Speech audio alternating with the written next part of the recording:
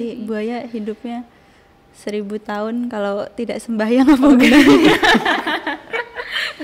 Oke. Selamat datang di Biota. Biology Talk, It's Biology, just biology, but more than biology. Halo semua, ketemu lagi dengan kita, yaitu dengan aku Rere. Aku Uwi. Kali ini di episode 4 kita akan membahas sesuatu yang lebih seru lagi nih dari episode kemarin nih, Wi. Oh iya, bahas apa nih hari ini? Oke, sebelum kita mungkin mulai, aku mau ada tebak-tebakan dulu nih buat Wi. Mungkin Oke, Wi harus boleh. tahu loh. Ya, oke. boleh. Apa ya? Hewan apa yang hidupnya abadi? Hewan yang hidupnya abadi. Apa ya? Ada gitu? Ada, ayo Apa dong. ya? Semut kali ya? Semut kan ada terus kayak tiap hari. Ya nggak mungkin juga hidup lama dong. Apa yang lain dong? Apa ya? Oh iya, semut kan gampang mati. Iya, makanya. Apa ya? Burung nggak sih? Enggak, bukan. Aduh, apa? Pas dia pas. Oh, pas. Iya. Oke, jawaban itu adalah buaya. Masa sih? Buaya Iya hidupnya dong. abadi? Iya. Oh iya ya? Bener. Bukan janji manisnya ya? Aduh. Tapi ya bener buaya, oke. Nah, mengenai buaya nih, kan aku tadi bilang hidupnya abadi. Kamu penasaran gak sih kenapa sih kadang buaya itu katanya disebut hidupnya tuh abadi atau kayak umurnya tuh panjang gitu? Kamu penasaran gak? Iya, kenapa ya? Kok bisa? Nah, kebetulan banget nih hari ini kita udah kedatangan tamu spesial yang bakal menjawab rasa penasaran kita pada hari ini nih. Kamu penasaran siapa nih? Sama nggak? Penasaran nggak? Penasaran? Siapa nih? Oke, mari kita kenali nih. Hari ini ada tamu yang bernama Mas Weda. Oke, silakan untuk Mas Weda bisa memperkenalkan diri. Sebelumnya perkenalkan, nama saya Arkaniti di Weda di Sajana. Saya mahasiswa di Fakultas Biologi UGM dan kebetulan saya juga masuk ke dalam kelompok studi di Fakultas Biologi UGM yang namanya kelompok studi herpetologi gitu. Oh, seperti dari herpetologi. Berarti mainannya Ya. ini ya. Mainannya Reptil ya. reptil ya, Mas. Oke, Sekali, betul. betul. Oke, mungkin bisa langsung kita mulai aja ya, Mas, untuk mengenai tadi kita kan saling bertebak-tebakan nih ya untuk Ya. mencari kebenarannya. Ya. Kita kan tadi tahu ya, Mas, kalau katanya buaya itu umurnya panjang atau memang nggak gampang tua. Apakah itu dikarenakan memang dia tuh tidak punya predator lain kah atau nggak ada yang ngajak berantem kah seperti itu? Mungkin Mas sudah bisa memberikan pencerahan gitu. Oke, kalau untuk buaya yang umurnya panjang ya, itu kalau setahu saya sendiri kan buaya, mungkin kalau teman-teman lihat itu buaya adalah salah satu reptil yang ukurannya gede ya. Ya. Ukurannya gede dan buaya itu dia apex predator juga, bisa dibilang sebagai apex predator. Dan dia sebagai apex predator tuh ininya apa sih? Jadi kayak tadi mungkin yang dibilang sama Mbak Rere ya. Ya. Jadi untuk buaya ini tidak ada kompetitor biasanya. Oh. Jarang sekali ada kompetitor. Apalagi kan buaya dia hidupnya di di habitat yang perairan ya. Di perairan maupun di istilahnya bibir sungai gitu. Dan jarang ada predator yang juga mendiami relung itu gitu. Oke. Misal kita ambil contohnya di Afrika sendiri, misal di Afrika di perairan, misal di Sungai Nil kita punya Crocodylus niloticus, buaya Nil. Nah di sungai sendiri itu di Afrika ya terutama itu kan singa lebih mendiami yang kawasan daratan ya mungkin ya, kawasan savana, dan mereka tuh jarang ke yang sungai.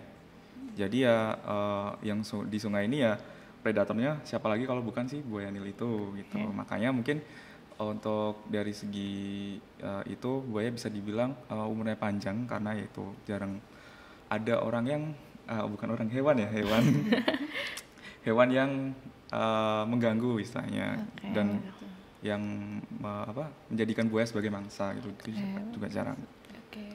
Berarti buaya kan itu nggak ada kompetitor ya, Mas? Iya. Apakah buaya itu ada insting untuk memangsa buaya gitu kayak kanibal gitu kanibal, ada? ya, oke. Ada nggak? Oke, kalau kanibal ini kasusnya banyak ya. Sebenarnya kasusnya banyak kalau untuk buaya. Jadi buaya itu bisa dibilang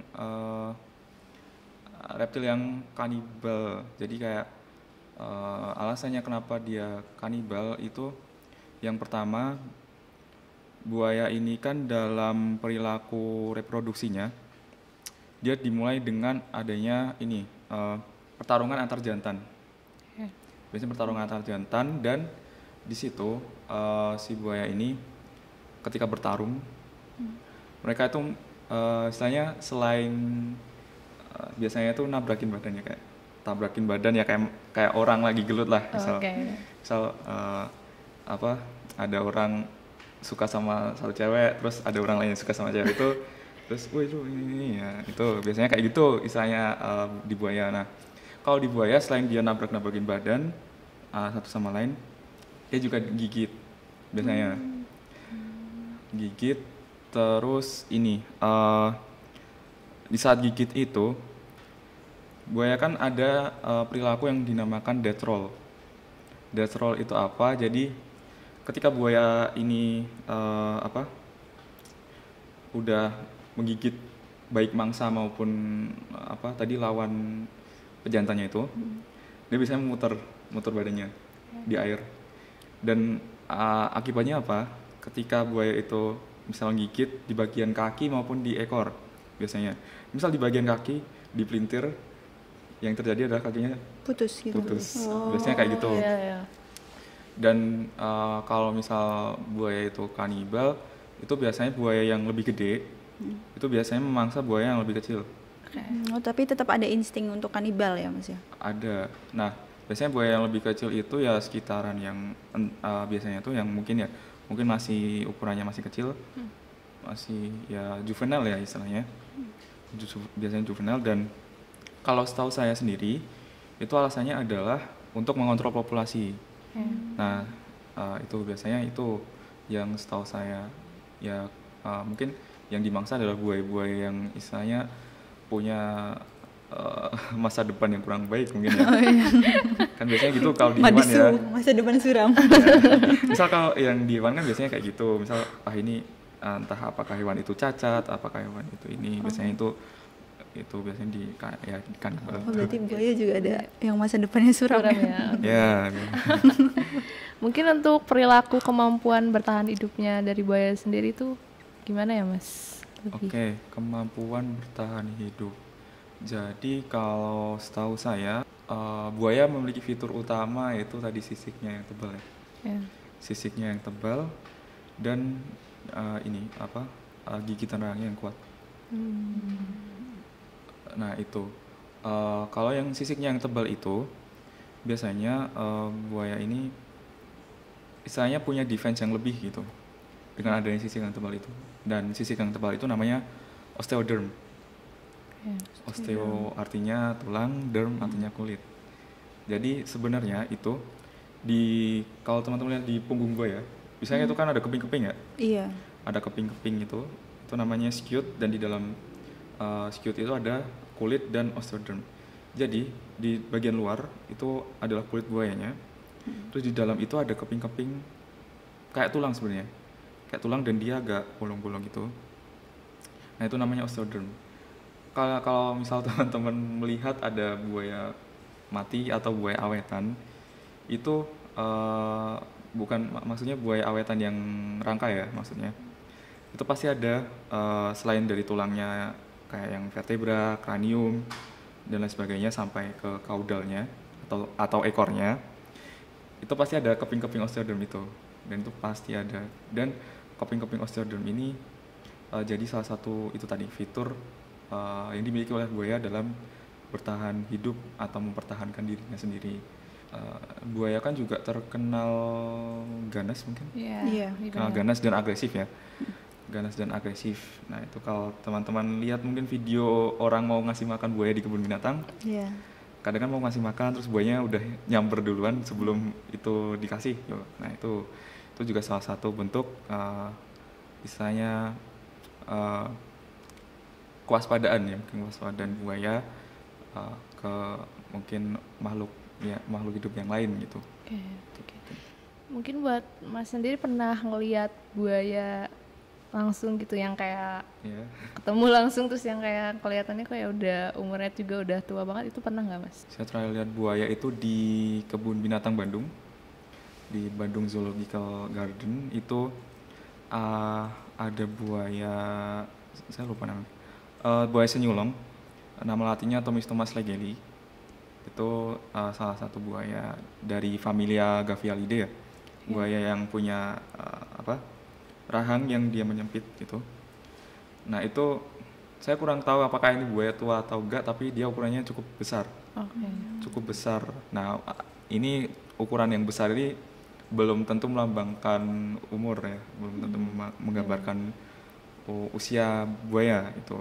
Kadang karena ya sama halnya kayak manusia ya, kalau misal sering makan, sering goleran ya hasilnya ya obesitas juga kan. Gitu. Ya mungkin bisa jadi faktornya itu mungkin bisa obesitas tapi ya umurnya udah dewasa, mungkin di ya 30 sampai 50 mungkin. Gitu.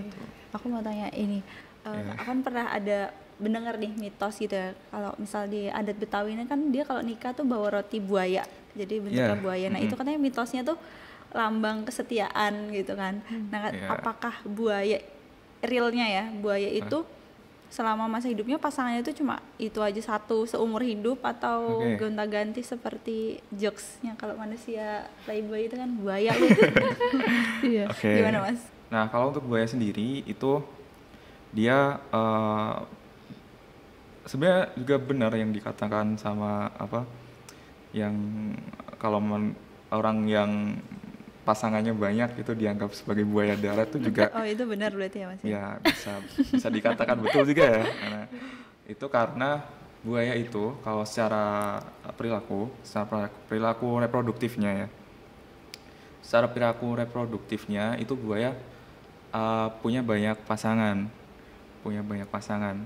Jadi untuk yang jantan dia akan mengawini beberapa betina, apalagi kalau di dalam satu populasi itu si jantan ini adalah boskrok. Jadi mungkin saya jelaskan dulu tentang boskrok ya. Jadi boskrok itu adalah istilahnya buaya jantan yang tingkatan hierarki sosialnya paling tinggi di antara populasi, di antara buaya di dalam populasi itu. Oh sultannya gitu ya, sultannya buaya. Sultan, ada gitu ya sultan. Siap sultan. Paling tinggi gitu. Nah kalau yang boskrok ini dia menguasai banyak hal, mulai dari sumber daya makanannya, makanan di tempat itu, kemudian teritori dan juga betina. Nah, untuk buaya sendiri itu yang boskrok ini maupun buaya jantan yang lain itu biasanya ya itu bisa mengawini banyak betina. Begitupun dengan yang betina. Yang betina itu juga sebenarnya ini agak vulgar tapi ya dia dikawini oleh banyak jantan sebenarnya. Yang seperti itu. Jadi kalau misal mau dianggap ya ternyata buaya yang betina lebih setia daripada buaya yang jantan. Berarti buaya itu yang nggak setia itu cowok ya? Jantan. Cowok lagi. Oh ya, saya lupa satu. Jadi untuk buaya itu selain dia tadi berumur panjang karena nggak ada predator dan dilindungi sama itu ya keping-keping osteodon itu, dia juga metabolismenya cenderung lambat. Nah ini karena buaya adalah reptil kita tahu bahwa reptil itu dia ektotermik ya, kalau mungkin istilah awamnya itu berdarah dingin. Jadi untuk hewan-hewan ektotermik ini dia memerlukan panas dari luar karena dia nggak bisa karena metabolismenya itu rendah, maka dia nggak bisa menghasilkan panas yang dapat membuat kinerja organ-organnya itu berjalan dengan baik. Nah, makanya dia perlu panas dari luar. Nah kalau untuk buaya itu karena metabolismenya yang rendah itu, maka kalau yang ini senalar saya aja ya, kalau misal metabolisme rendah kan energi yang dikeluarkan juga tidak terlalu tinggi dan dan asupannya juga misal buaya makan kijang itu bisa buat beberapa hari gitulah istilahnya. Insight baru ya, berarti karena metabolismenya juga lambat ya, jadi dia hidupnya lebih lama. Berarti buaya hidupnya 1000 tahun kalau tidak sembahyang apa gunanya? Walaupun hidup 1000 tahun kalau tak sembahyang apa gunanya? Oke. Nggak gitu juga. Iya. Ya maksudnya emang dia hidupnya bisa dikatakan lebih panjang ya, nggak abadi juga sih. Ya nggak Iya, sih? mungkin. Lebih panjang dari hewan-hewan lain gitu. Ya. Oke. Terima kasih teman-teman yang udah nyimak episode kita kali ini. Jangan lupa ditonton untuk episode selanjutnya. Kita pasti bahas yang seru-seru juga ya, Re. Oke. Ya, oke. Oke, terima kasih buat semuanya. Makasih Saya juga, Mas ya, Weda. Ya betul. Oke. Makasih hari ini. Oke, makasih semuanya. Saya Rere. Saya Uwi. Dan saya Weda. Terima kasih semuanya. Sampai jumpa di episode selanjutnya. Bye. Assalamualaikum warahmatullahi wabarakatuh. Dadah.